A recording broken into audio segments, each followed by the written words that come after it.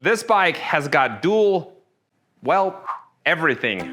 It's got dual motors, it's got dual batteries, dual spring suspension in the rear, and motorcycle style in the front. My daughter liked that demonstration.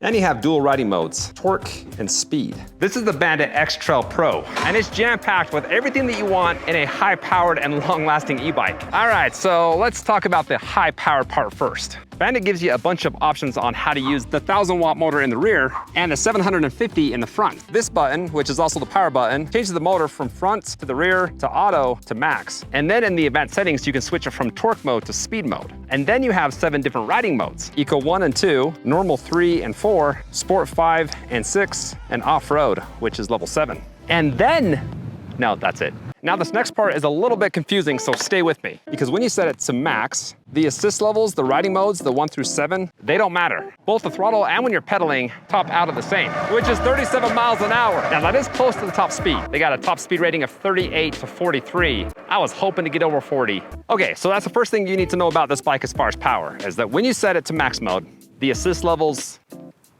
mean nothing. Now, when you switch it to auto, that's when they do mean something. I'm on the same sport mode as before. Gonna use the throttle, show you how fast it goes on auto mode. Still hitting 37 miles an hour. When I put it on eco, the throttle's still hitting 37 miles an hour. But when I start to pedal on eco mode, that's when the auto takes effect. And I'm only going 9 miles an hour. So in recap, on max mode, pedaling and throttle top out at 37. On auto mode, throttle tops out at 37, but pedaling does not. Now I would show you the speed when you just have one motor on, but this is a dual motor bike. I'm not gonna waste my time with single motor crap. Instead, I wanna switch it to torque mode to show you how it can rip off the line. And in case you're wondering if the torque has anything to do with the speed, it does not. Well, to demonstrate the acceleration, I'm gonna overlay the video from 3 different modes. I got it on sport mode, off-road mode, and then eco.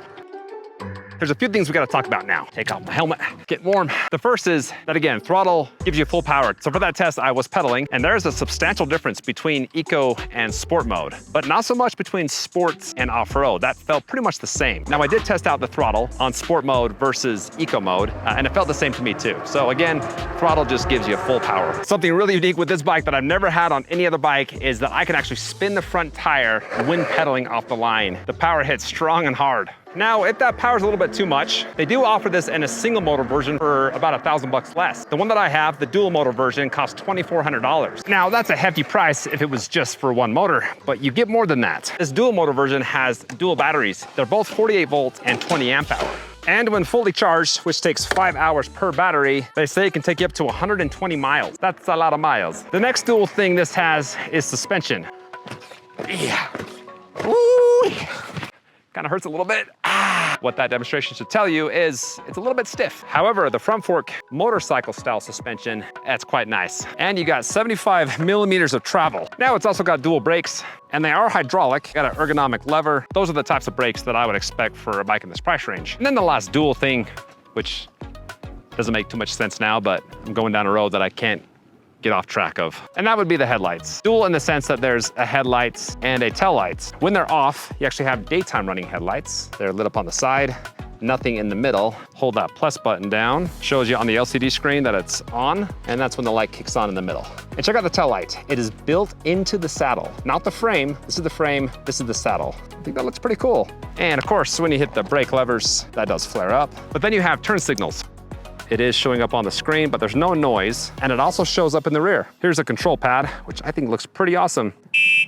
Some more features that I thought were par for the course for a bike that costs $2,500 are the nice grips. The 7-speed Shimano shifter, that one is the only thing on the handlebars that I really didn't like. That's a shifter I see on $500 bikes, so I wish they would have upgraded that. I love the design of the LCD screen. I like the big numbers that display how fast you're going, and then it changes colors as you go up and down in the speed mode. I also like the 20x4-inch all-terrain punch-resistant tires, and then the nice aluminum fenders. But of course, there's always things that you don't like. There's no such thing as the perfect bike, or maybe there is, and I will find it.